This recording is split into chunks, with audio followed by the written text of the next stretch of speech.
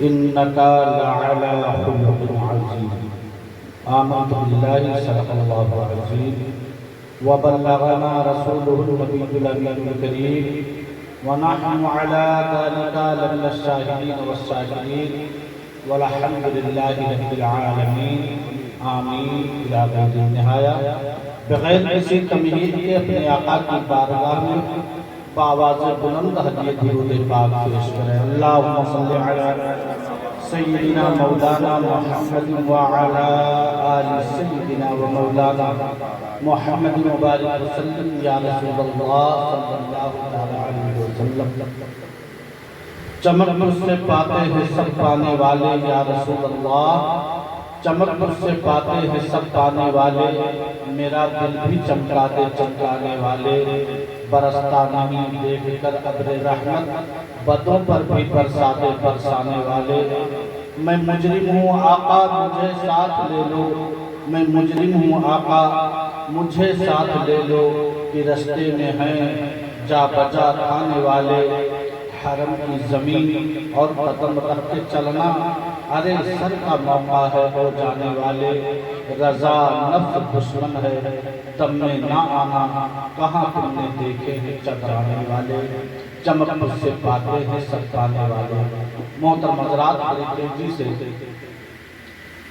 بہت مختصر وقت میں ایک عظیم بہت بڑی بات آپ کے سامنے رکھنے جا رہا ہوں۔ اللہ تبارک و تعالی کے پیارے رسول صلی اللہ علیہ وسلم نے ارشاد فرمایا کہ تم میں سب سے بہتر وہ ہو، تم میں سب سے بہتر وہ ہے، یہ مطلقاً آپ نے ارشاد فرمایا ہے۔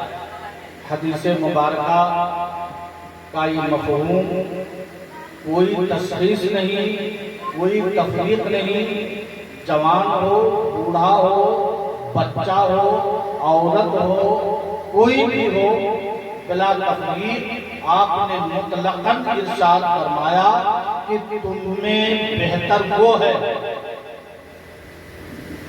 کون؟ جس کے کپڑے اچھے ہوں؟ نہیں۔ جو سماج میں اپنی شان و شوکت کو بلند رکھتا ہو؟ نہیں۔ ارشاد فرمایا کوئی ایسی چیز نہیں، بلکہ آقا نے ارشاد فرمایا تم میں بہتر وہ ہے، سب سے بہتر وہ ہے جس کے اخلاق اچھے ہیں، جس کی ذات سے کسی کو تکلیف نہ پہنچے، کسی کو اذیت نہ پہنچے، جس کا حسن اخلاق ہو وہ بہتر ہے، تم میں سب سے اچھا ہے۔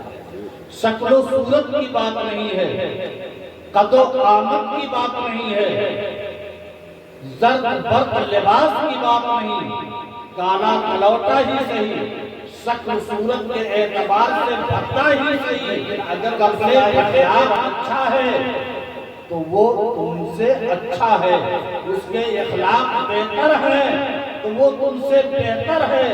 یہاں کوئی ذات مقام بلا تفریق مطلقاً کے ارشاد ہے کہ جس کے اخلاق اچھے ہوں وہ تم میں سب سے اچھا ہے۔ اور ضروری نہیں، بلکہ میں تھوڑا سا آپ کو پس منظر دکھاؤں۔ کعبہ معظمہ جہاں خانہ کعبہ ہے، جو چوکور گھر آپ دیکھتے ہیں جسے بیت اللہ کہا جاتا ہے، اللہ کا مقدس گھر، پورب کے سمت میں دروازہ ہے بیت اللہ شریف کا، اور اسی طرح آپ اور پورب جائیں گے بیت اللہ شریف سے تو آپ کو ایک طرف مروہ اور دوسری طرف صفا چھوٹی چھوٹی پہاڑیاں نظر آئیں گی۔ اب تو پہاڑیاں ختم ہو گئی، بطور نشانی تھوڑی سی بچا کر کے حکومت سعودیہ نے رکھا ہے میں لگا دیا ہے۔ آپ دونوں پہاڑیوں سے گزر کر اور تھوڑا سا پورب جائیں گے تو جبل ابو قبیس نظر آئے گا، جہاں جس پہاڑ پر کھڑے ہو کر کے نبی کریم صلی اللہ تعالیٰ علیہ وسلم نے چاند کے 2 ٹکڑے فرمایا تھا۔ آج اس پہاڑی پر ہو پورب اور اتر کے سمت میں کونے کی طرف نکلیں گے تو خاندان بنو ہاشم، جس خاندان میں آقا پیدا ہوئے، ان کے گھر کبھی ہوا کرتے تھے، آج وہ میدان ہے، وہاں ابو لہب کا مکان تھا، ابو جہل کا مکان تھا، عتبہ کا مکان تھا، آگے جا کر کے شیبہ کا مکان تھا، اور کا مکان تھا، جہاں نبی کریم صلی اللہ تعالیٰ علیہ وسلم کی ولادت باسعادت ہوئی۔ آج وہ لائبریری بن گئی،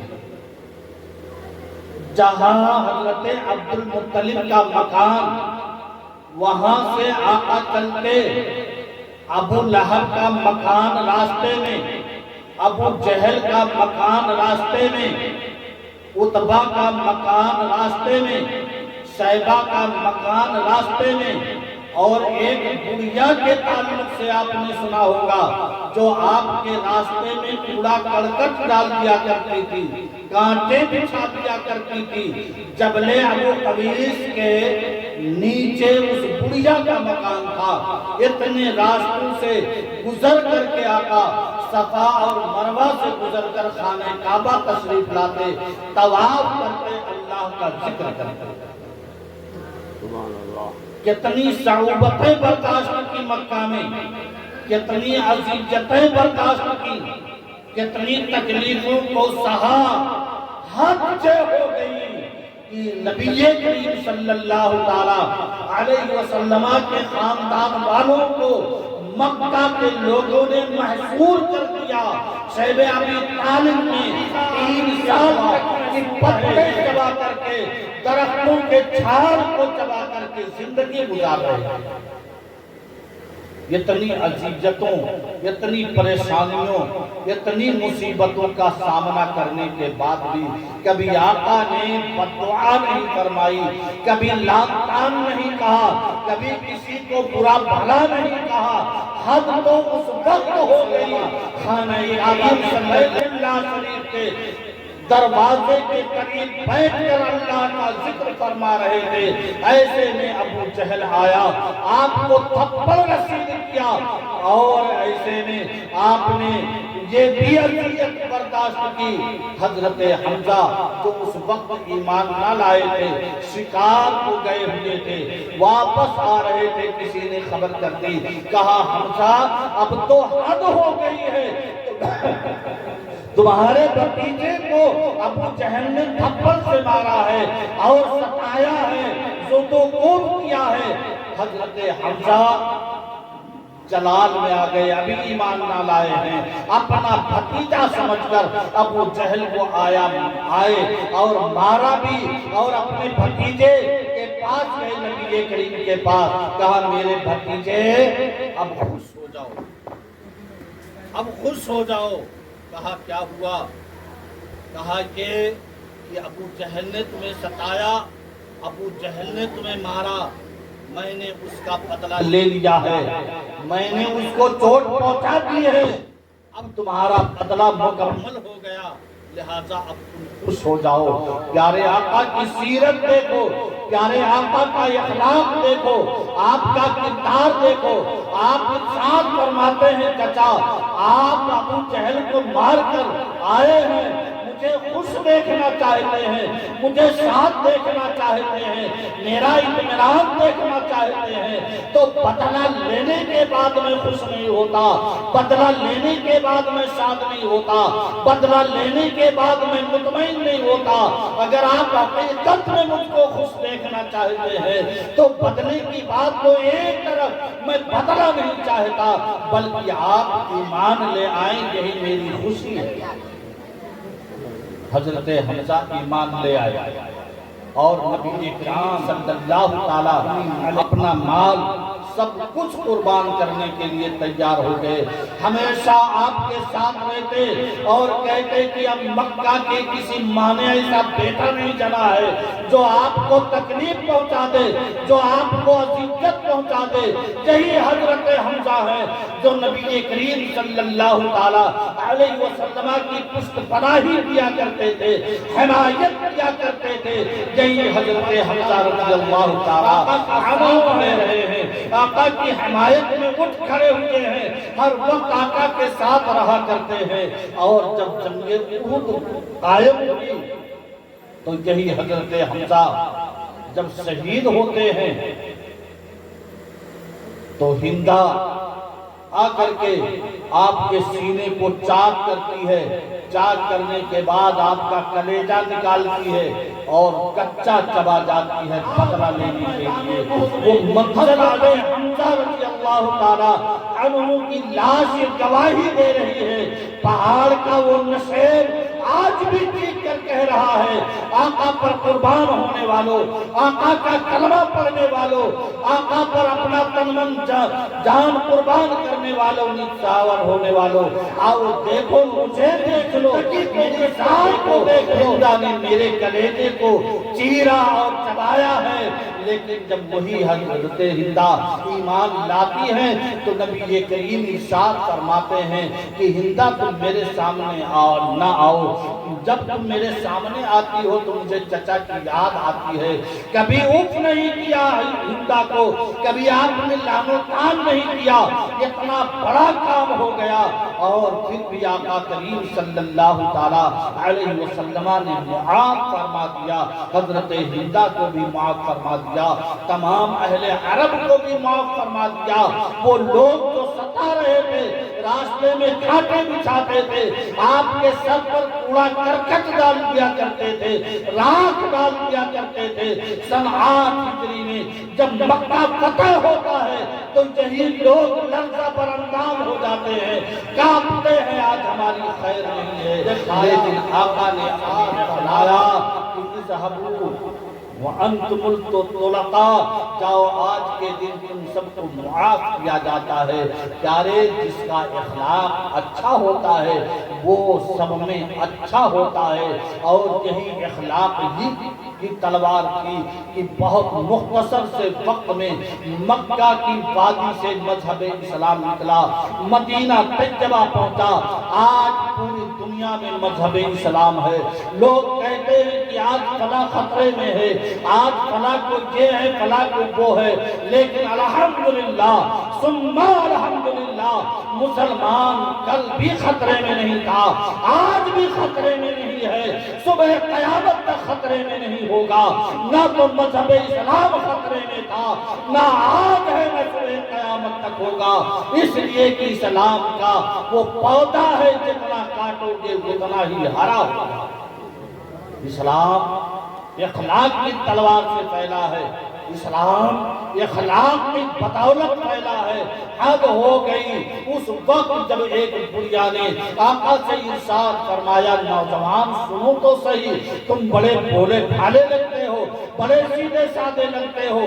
دیکھو مکہ میں ایک نوجوان ہے جو نبوت کا دعویٰ کر رہا ہے, بہت بڑا جادوگر ہے, بہت بڑا ساحر ہے. اس کے قریب مت جانا, جو اس کے قریب جاتا ہے, جو اس کی باتوں کو سن لیتا ہے, وہ اس کا کلمہ پڑھ لیتا ہے. بیٹے سنو, تم بڑے سیدھے سادے لگتے ہو, بڑے بھولے بھالے لگتے ہو, اس کے قریب مت جانا. اور جب اس بڑھیا کی گٹھڑی اتار کر رکھ دی, بڑھیا نے اجرت دینا چاہی تو آپ نے ارشاد فرمایا, نہیں, میں اجرت طلب نہیں کرتا, میں تم سے صلاح نہیں چاہتا. بڑھیا نے کہا, بیٹا بتاؤ ہو تم کون؟ کہا, ماں جس کے تعلق سے پورا راستہ تم باتیں کرتے آئی ہو, جس کے بارے میں تم مجھے کہتی ہوئی چلی آئی ہو یہاں تک, اپنی منزل تک میں وہی محمد ابن عبداللہ ہوں. میں ہی ہوں وہ نوجوان جو اپنی نبوت و رسالت کا اعلان کرتا ہے اور لوگوں سے کلمہ پڑھواتا ہے. بڑھیا نے کہا, اگر تم ہو تو تمہارا اخلاق یہ کہہ رہا ہے کہ تم جھوٹے نہیں ہو، تم ساحر نہیں ہو، تم مجنون نہیں ہو، تم جادوگر نہیں ہو، کلمہ پڑھاؤ میں مسلمان ہونے کے لیے۔ اخلاق آپ کا جتنا بہتر ہوگا، جتنا اچھا ہوگا، آج نہیں، کل نہیں، 2 دن 4 دن نہیں، مہینہ 2 مہینہ نہیں، سال 2 سال نہیں، اگر لوگوں کے مجمع میں نہ صحیح لیکن تنہائی میں آدمی جب بیٹھے گا، آپ کے بارے میں سوچے گا، آپ کے تعلق سے سوچے گا، میں نے فلاں کو اتنی گالی دی ہے، میں نے فلاں کو اتنا ستایا ہے، میں نے کبھی بد دعا نہ کی، کبھی میرے تعلق سے برا بھلا نہ کہا، اگر مجمع میں نہیں کہے گا تو تنہائی میں ضرور سوچے گا آپ کے بارے میں، اور ایک دن وہ ضرور آئے گا کہ آپ کے اخلاق کے سامنے وہ زیرہ ہو جائے گا، آپ کا مدرا گا۔ اس لیے پیارے آقا کا ارشاد ہے کہ تم میں بہتر وہ ہے جس کے اخلاق اچھے ہوں، اور پروردگار عالم ارشاد فرماتا انکا لعلی خلق عظیم، اے محبوب ہم نے آپ کے خلق کو عظیم کر دیا۔ لہذا اپنے آقا کی سیرت اپناؤ، اپنے آقا کی حیات طیبہ کا مطالعہ کرو، اور حیات کے بعد اسے اپنی زندگی میں اتارنے کی کوشش کرو۔ اللہ تبارک و تعالیٰ کی بارگاہ میں دعا ہے، مولا کریم کل ہونے والے شادی خانہ آبادی کو بحسن و خوبی انجام تک پہنچائے، اور آنے والے تمام مشکلات کو دور فرمائے، اور